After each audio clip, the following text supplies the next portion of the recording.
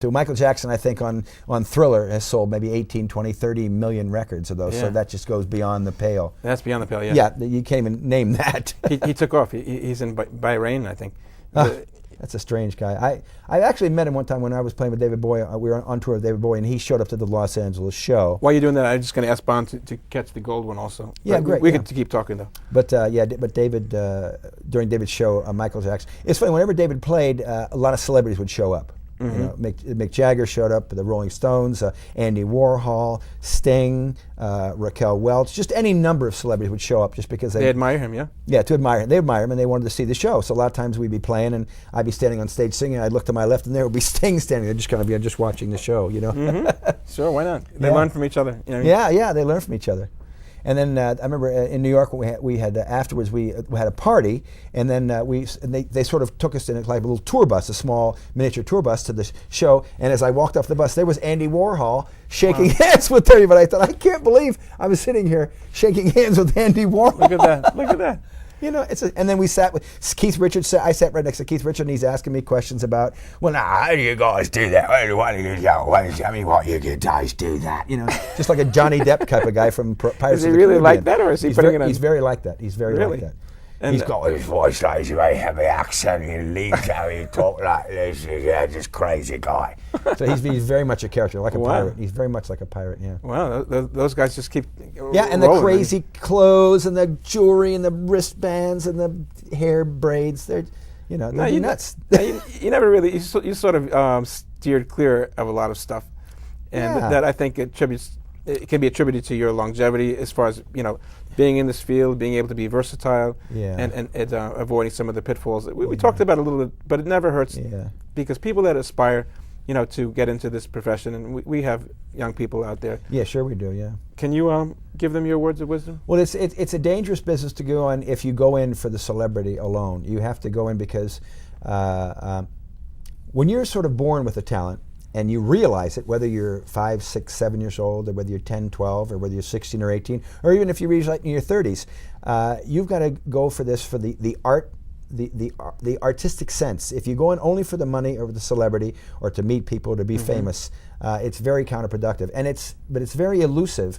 You might see people, your basic rock stars who have sort of climbed a ladder and become famous for whatever reason, and then suddenly they reach a plateau and then they crash down and they suffer from substance abuse and alcoholism and broken families and still you see this, and unfortunately our current media glorifies it, and you have to pay real close attention to It's not funny, is it? No, it's not funny. It's not fun. But our media it's a monster. That the media is a monster that doesn't focus on the real things about life. It focuses on the spectacular and the gargantuan. And you know, even today, you see.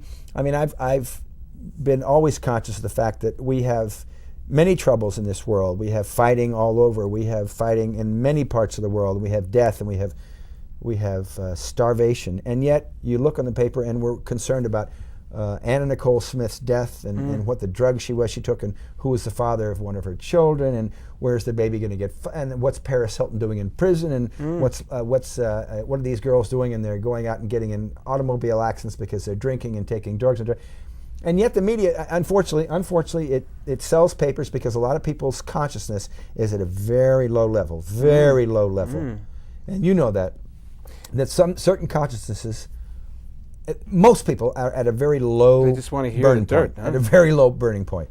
Wow. And very few people have a very high level of consciousness as to what's key and what's important and what to focus on. It's a very small strain of consciousness. That's why I wanted to do this show, because I felt that there's so many important things going on in the world, and you know, we often discover countries only when we go to war against them.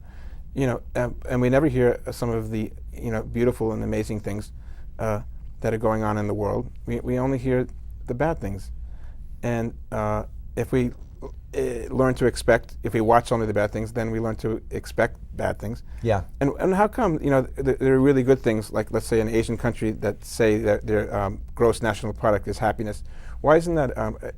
This story happened to break, but why doesn't have more of an appeal to a country that has a president who says their national product is you know, inner peace and happiness. I've Shouldn't never that be? understood that. I've Shouldn't never that be more understood interesting than Anna Nicole's paternity suit or whatever it is? I just can't believe it. The sensationalism, the appeal of the flesh and the appeal of the senses is so overrated. It's just so overrated. And yet it's a basic instinct that people have got to rise their consciousness level. They have to rise above it. They have to understand that it has a place, and it's life. It's a human condition. It's a human condition. You found spirituality in the Kool-Aid Man. You found spirituality in really every voice that you do. It's true. It's true. Now, and you've done wonderful things with your talent. You're continuing to do wonderful things. For example, if you could tell our viewers about the Skate for a Cure event, which is going to happen on June 30th. Yes, at the Shelton Ice Rinks, Shelton, Connecticut Ice Rinks. Okay. And it's a beautiful experience, and I was asked 3 years ago to host it as an MC. Just a friend told a friend that I would be available to do it. And a young man named Daniel Inamorati created this because he has juvenile diabetes in his family. He doesn't he doesn't personally have it, but it is in his family, and he wanted to do something about it. So he gathered his parents to help him and some other influences, and they created a show where they invited Olympic stars, true people ice skaters who performed in the Olympics from all over the world. We had a Sylvia Fontana from Italy. Some Eastern European countries gave their stars to perform, and these people came in. It's just phenomenal to watch them skate. We have local people skating. We have skating teams to come from states of Pennsylvania, from New York, Long Island, from Rhode Island, wherever, and they perform, and it's a wonderful, and it's to help to cure juvenile diabetes. And Marty Nerschel is our friend, and who is now kind of the director of it this year. Look at that! Look at that! Yeah, and they raise money for the research. The research for juvenile to help cure and to find out about the solution to juvenile diabetes. And last year I think they made between $25,000 and $30,000, if not more. And now they have, with each year they have more sponsors, more people coming on to be sponsored and help them out, and more activities. And then there's a meet and greet. You get to come up and meet the skaters and take pictures with them and have autographs. It just grows, and it's going to be a fabulous project. Yeah, this will be the third year, and like you say, June 30th in the Shelton, Connecticut Ice Rinks, and it's a fabulous show. And everybody should come out there and support it. I hope so. And that'd be a great thing. Now, you had a funny thing about a bar mitzvah. Now, of course, we seek for our b'nai mitzvah, our students, to know more than 2 words of Hebrew.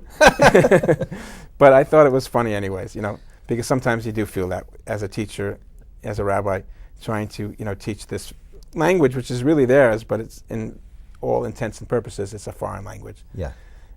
So I thought maybe we'd roll that one, the bar mitzvah boy. Yeah, this is a parody. And you did this? I did it for a friend of mine, son, David Vines, was having his bar mitzvah, and this gentleman who's in advertising thought that he would take the Budweiser Real American Heroes commercial, which is a sort of spoof anyway, and create that, but change the lyrics. A spoof on a spoof. A spoof on a spoof. There you go.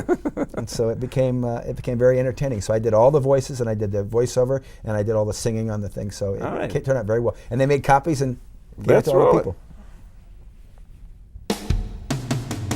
Presenting Real American Heroes. Real American Heroes. Today we salute you, Mr. 13-year-old bar mitzvah boy. Mr. 13-year-old bar mitzvah boy. Here's to you, David Vines. After attending a Jewish day school for 8 years, you now have a vocabulary of an astounding 3 Hebrew words. Can't speak no Hebrew. Including Rodef and Shalom. Sure, you still have your dreams of pitching for the New York Mets one day, but face it, kid, you're a bar mitzvah boy. Ain't many Jews in sports. Which means you've got a better chance of owning a Major League Baseball team than playing for one. Aye. Of course, you also have your music, and musicians always go far on the D train. Get a monthly Metro card. But no matter what path you choose, you'll be batting 1,000 and hitting the high notes in any language. Mr. 13-year-old bar mitzvah boy. David Vines, November 20th, 2004, New York, New York.